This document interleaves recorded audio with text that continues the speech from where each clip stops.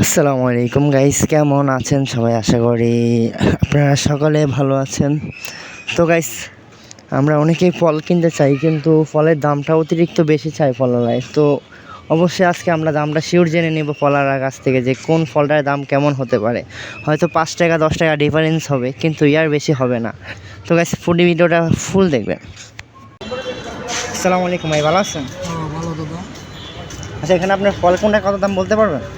ফল dragon 180 টাকা, তো guys দেখেন, ড্রাগন 180 টাকা, আর চায়না 250 টাকা, 250 টাকা, আর আপেল অস্ট্রেলিয়া আপেল 300 টাকা, অস্ট্রেলিয়া আপেল 300 টাকা না? সাদা আপেল এই আপেল 350 টাকা, তো গাইস আপেলটা 350 টাকা। চায়না আপেল এটা হচ্ছে 320 টাকা।